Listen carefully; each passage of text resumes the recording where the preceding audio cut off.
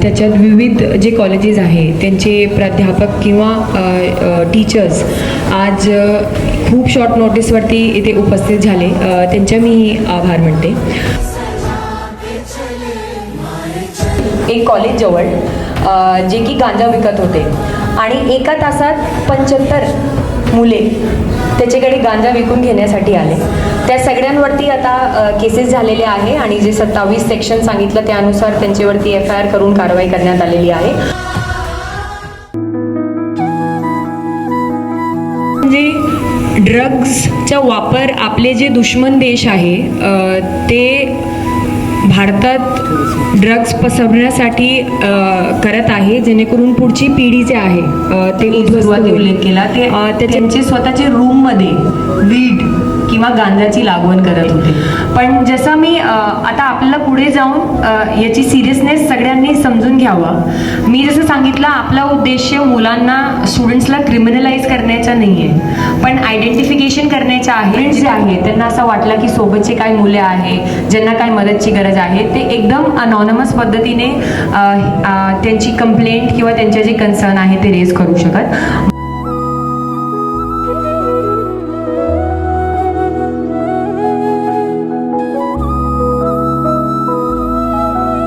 Head police तर्फे हा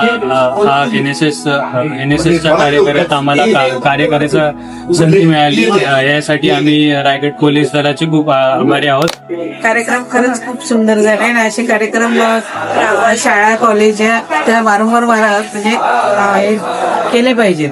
त्यामुळे तरुण पिढी जी आपली भविष्य आहे आपलं ते नशामुक्त आणि चांगलं निर्माण होईल अशी आम्हाला आशा आहे. आज आमचं रायगड जिल्हा मध्ये HOCL मध्ये कॉलेज कॅम्पस कनेक्टचा विषय होतं आणि आमचे SP मॅडम मिसेस आंचल दलाल यांनी खूप सारे क्वेरीज आमचे पूरा क्वेरीज उन्होंने सॉल्व कर दिया. रायगड पोलीस तर्फे कॅम्पस ड्रग मुक्त रायगड या कार्यक्रमाअंतर्गत जे आज कार्यक्रम किल्लाई स्कूल कॉलेजमध्ये झाला त्यामध्ये आंचल मॅडमने खूप उत्कृष्ट प्रकारे मार्गदर्शन केलं.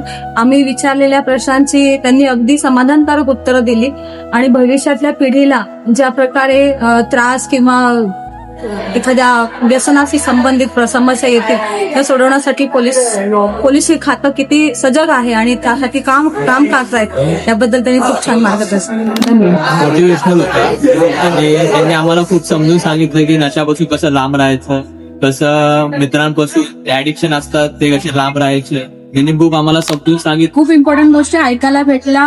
मॅम कडलं सरांकडलं स्टुडंटसाठी सुद्धा मोठे जे आहेत फॅकल्टी